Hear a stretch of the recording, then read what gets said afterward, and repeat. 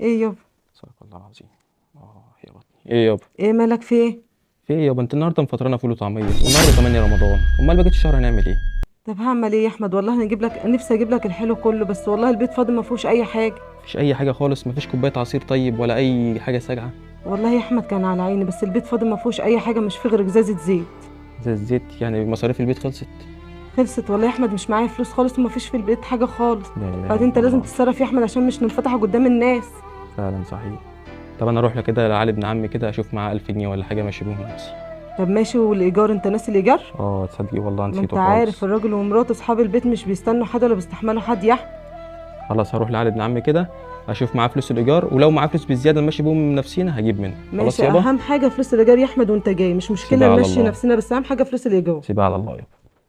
ربنا يحنن عليك جالب عالي يا رب. السلام عليكم. عليكم ازيك يا السلام. مدام؟ الحمد لله. استاذ حماد عامل ايه؟ عامل ايه؟ كويس ان انت فاكر استاذ حماده صاحب العماره. جوه اتفضل، هو عايزك. ايه يا استاذ احمد؟ هتجلك يا اخويا ان احنا فاتحينها سبيل ولا ايه؟ اوعى تكون فاكر ان الايجار اللي بتدفعه دي فلوس، ده ملاليم. اطلع بره يا اخويا واسال الايجار بره عامل ازاي، ولا لازم نتحنن حضرتك وكل شويه نقول نطلب الايجار منك؟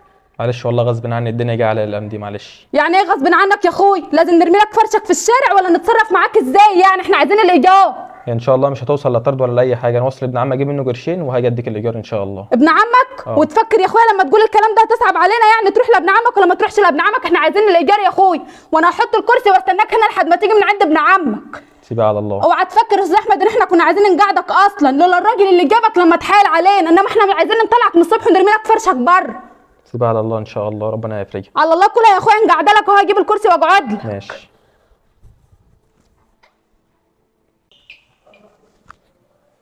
ايوه. السلام عليكم. عليكم السلام ورحمه الله وبركاته. ازيك يا علي؟ ازيك يا احمد؟ عامل ايه؟ عامل ايه يا ابن عم؟ الحمد لله والله يا تمام. رب. ادخل. لا كلمتين بس عشان ماشي. من على الباب كده يا ابني. معلش انا جاي كده قصدك في طلب كده. عينيا يابا خير. عايز بس منك قرشين سلف. ليه في ايه يا احمد؟ والله البيت عندي ولا في اكل ولا شرب، وصاحب البيت واقف لي على الايجار والدنيا معايا بايظه خالص. لا اله الا الله. طيب يا احمد انت جاي لي على غفله، وانا والله العظيم دول اللي معايا 1000 جنيه. مشي نفسك وهو النوايا تسند الزير. لا ما مش ينفع اخدهم منك، ما انت معكش غيرهم. لا مالكش دعوه بيا انا يابا، انا همشي نفسي طب ازاي واموري. طيب؟ مشي نفسك انت ومالكش دعوه يا احمد. خلاص ماشي. ماشي؟ نعم. ماشي. طب ادخل طيب. لا همشي بجاوب. ماشي عايز يابا. حاجة؟ ماشي يابا شرفت. السلام عليكم. مع السلامه. لا اله الا الله. انا قاعده اهو اسمع صوته طالع على السلم، والله ما هسكت له النهارده. ايه يا نور؟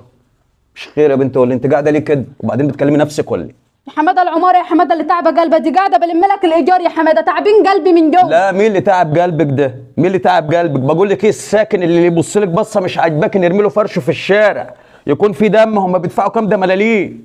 ايه يعني بيدفعوا ايجار 1000 ونص؟ يطلعوا بره شوفوا الايجارات كام. انا بعمل لله والله، هم مش مقدرين. مين اللي تعب قلبك ولا مين اللي مش عاجبك؟ استاذ احمد اللي ساكن عندنا يا حماده. ماله؟ ما دفعش، بكلمه بقول له هروح لابن عمي استلف منه. يروح لابن عمه يستلف، يروح لابن خالته يستلف، مالناش فيه. ما هو احنا لما نسيبها سبهلله الكل من هب ودب يبقى محدش دافع. ده هيلا 10 ادوار اللي هيوجعوا قلبي. اقعدي زي ما انت كده، اول ما يجي ندهيني جاب فلوس يسكن، ما جابش ارمي له فرشه في الشارع، مش ناقصه مرض. خلاص ماشي يا حماده انا قاعده عليا. ماشي هنقعدله اهو. هو ده شكله صوته. تعالى يا استاذ حماده مستنيك اهو. يا مدام. ايه عملت ايه؟ والله يا مدام انا مكسوف منك موت، رحت لابن عمي لقيته بيديني 1000 جنيه. نعم يا اخويا، بعد ده كله قال ايه؟ جايب الايجار ناقص؟ لا بقى ده انت ناوي ان احنا نرمي لك فرشك بره يا حماده.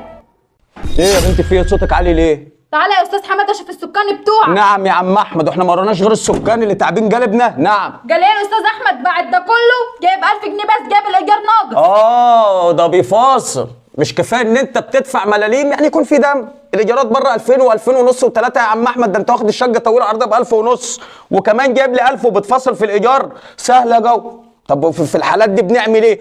تاخد فلوسك يا باشا وتاخد فرشك وتتكل على الله انت وعيالك ومراتك. بالله عليك يا استاذ حماد، بالله عليك انا هروح فين؟ اخد عيالي واروح فين؟ والله ما ليا حته اروح. يعني ايه مالكش حته تروحها؟ طب ايجار يا باشا، انا عايز ايجار كامل. ايه المطلوب دلوقتي؟ اعمل ايه؟ ما تحكيليش ظروفك، اعمل ايه؟ طب اسمعني طيب، واللي انت عايزه بعمله. نسمعه. اتفضل. بس يا استاذ حماده والله بيتي ولا فيه اكل ولا شرب، ما فيهوش غير ازازه زيت. ورحت لابن عمي عشان اجيب ال1000 ونص الايجار، بلاش ناكل ونشرب، هندفع الايجار. لقيته بيديني 1000 جنيه. ال 500 ان شاء الله هجيبهم لك بكره. ال 500 تجيبهم لي بكره إن شاء الله. ادي ال 1000 يا باشا وال 500 يا أستاذ خليهم حمادة لك. بالله عليك. يا باشا والله بالله ما عليك يا يحصل. أستاذ حمادة. اسمع بس اللي بقول لك عليه، اسمع اللي بقول لك عليه. هجيب لك ال 1000 ونص على بعضه. ال1000 بتوعك اهم، تمام؟ ال1000 بتوعك اهم، تمام. خدتهم في ايدك؟ ايجارك وصل. كل سنه وانت طيب. يا استاذ حماده اروح فين بالله عليك؟ يا عم تروح فين؟ بقول لك ايجارك وصل يابا، انا خدته. كل سنه وانت طيب، ولو عايز فلوس احنا اخوات. بتتكلم جد يا استاذ حماده؟ افرج على بيتك يا عم احمد. لا يابا، لا لا لا يابا، لا يابا، ربنا احنا يخليك. اخوات يا عم احمد.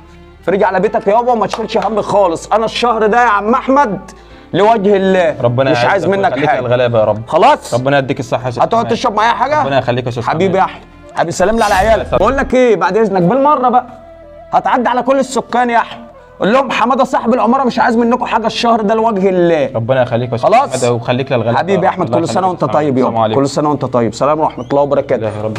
لو اتكلمتي همشيكي.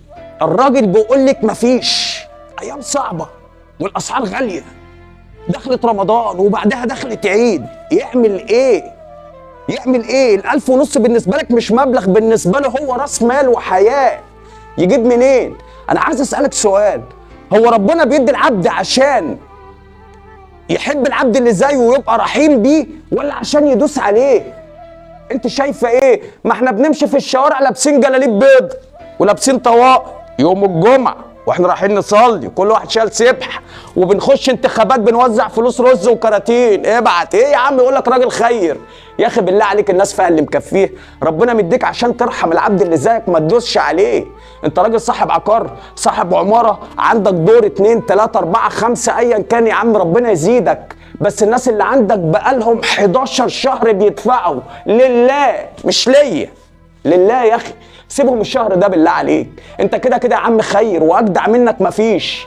حط ورقه على باب العماره عندك كده ورا البوابه جنب عدادات الكهرباء، عفوت الوجه الله الشهر ده يا عم بالله عليك، مش عشاني.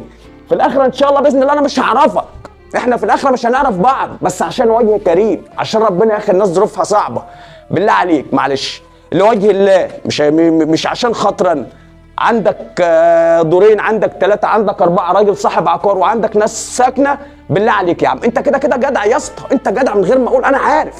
بالله عليك عشان خاطر اخوك حط ورقه كده عندك الشهر ده لوجه الله، وان شاء الله باذن الله ربنا يفك عنك جميع الكرب بتاعتي يوم القيامه. السلام عليكم ورحمه الله وبركاته.